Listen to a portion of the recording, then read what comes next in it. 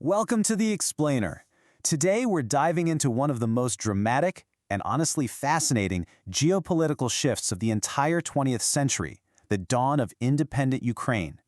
We're going to unpack exactly how this single moment completely flipped the world order on its head, right down to the global economy and, yeah, the nuclear codes. Just think about this for a second. What actually happens when a newly minted, independent nation wakes up and suddenly inherits the third largest nuclear arsenal on the planet? It sounds like something straight out of a political thriller, right? But this was a very real, very massive dilemma the world suddenly faced in the early 90s. And the way it played out? Well, it entirely shifted the balance of global power. To really grasp the gravity of all this, we need to rewind a bit to those early 1990s. A newly independent Ukraine was stepping out into some incredibly choppy, uncharted waters. I mean, they were leaving behind a massive empire, and the entire globe was basically holding its breath, watching to see if they were going to sink or swim. So let's get right into part one, the fall of an empire, and how Ukraine's exit changed the world.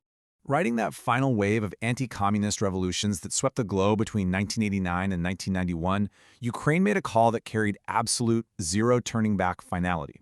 At the start of the 90s, the total disintegration of the USSR became Ukraine's defining contribution to world history. Sure, communism had fallen, but the Soviet Union as a structural entity, it theoretically could have limped along. Our sources point out that it could have survived without the Baltics or the Caucasus, but without Ukraine, it completely lost its reason for being. Ukraine's declaration of independence was literally the fatal blow. It made the continuation of the USSR absolutely impossible.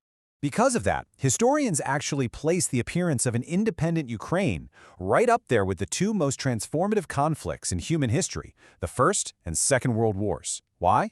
Well, because Ukraine pulling out put a definitive end to a global superpower. We're talking about a superpower that emerged after World War I, grew massively after World War II, and literally threatened the entire globe with a third world war. That's the sheer jaw-dropping scale of what we're looking at here. Moving on to part two. The end of history, and the absolute peak of global optimism. You see, the fall of communism sparked this soaring, euphoric optimism around the world. It was a time some even called a beautiful madness. And this optimism was actually rooted in a very specific academic idea, the Hegelian philosophy of history. Basically, this is the claim that history actually has a meaning, a clear trajectory, which is the gradual liberation of humanity from all forms of oppression. Our sources note that Hegel originally came up with this idea way back, heavily influenced by the French Revolution and the Haitian Revolution, which was the first successful slave uprising in modern history. Fast forward a couple hundred years to the victory of Western liberal democracy over communism, and boom, this philosophy makes a massive comeback. And that brings us to a super famous, if not slightly bold, claim. Political scientist Francis Fukuyama argued in his article, The End of History, that history had, well, essentially reached its happy ending. The logic here was that human history had hit its absolute peak. It was over, simply because there was no one left to liberate. The general vibe was that, sure, small conflicts might pop up here and there, but major, catastrophic global wars? I think of the past. Life might get a little boring, but hey, it would be comfortable and safe. For Ukraine, this wave of global optimism wasn't just a feeling, it was backed up by some incredibly promising, hard data.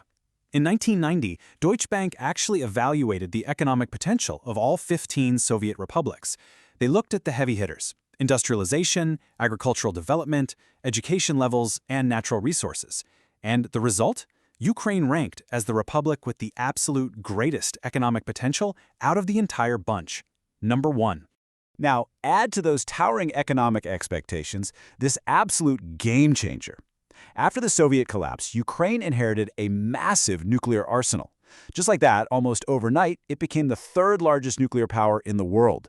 They suddenly had all the foundational pieces to join the exclusive club of the world's most untouchable, influential players. But you know, history rarely moves in a straight line, does it? So let's look at part 3, the economic mirage, and the harsh shock of reality. Unfortunately, Ukraine's 15 minutes of fame passed really quickly.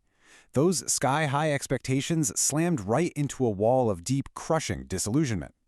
The old Soviet economic machine inside Ukraine basically fell apart. Factories shut down left and right, mass unemployment took a vicious hold across the entire country, and millions of everyday Ukrainians suddenly found themselves plunged below the poverty line. This contrast right here really illustrates the tragedy of that specific moment. Just next door, Poland was going through what economists call shock therapy, which was the shock of rapid, super difficult, but ultimately successful economic reforms. Ukraine, on the flip side, was experiencing a totally different kind of shock, the shock of absolutely zero reforms. The old system was dead and gone, but a new system hadn't been built yet to catch the people who were free-falling through the cracks. Just to make the sheer depth of this economic despair tangible for a second, 10,200%. Let that sink in. That was Ukraine's annual inflation rate in 1993. It actually set a world record at the time. People's life savings were just wiped out overnight. The money in your pocket literally became worthless in the time it took to get to the front of a bread line. It was a complete economic freefall. Which leads us to our final chapter, Part 4, the nuclear trade-off, security in exchange for sovereignty. Driven by this intense geopolitical pressure and, frankly, pure economic desperation, Ukraine entered into one of the most monumental diplomatic transactions of the modern era. In December of 1994, the Ukrainian government signed the Budapest Memorandum. The players at the table included Ukraine, the United Kingdom, Russia, and the United States. Under immense pressure from both Washington and Moscow, Kyiv agreed to hand over its ultimate military advantage. The terms were pretty straightforward on paper. The UK, Russia, and the US explicitly pledged to respect Ukraine's independence, its sovereignty, and its existing borders. In exchange, Ukraine totally renounced its status as a nuclear power and gave up the weapons. And that leaves us with this final, really provocative question to think about. What is the true historical weight of trading the ultimate nuclear deterrent for diplomatic promises of sovereignty? Think about it. Ukraine stepped into its independence, bearing the weight of incredible economic potential and unparalleled military power, only to trade those assets away while trying to survive the really harsh realities of a post-Soviet world. It's a pretty striking reminder of just how fragile historical promises can be and the heavy, lasting price of freedom. Thanks for tuning into this explainer.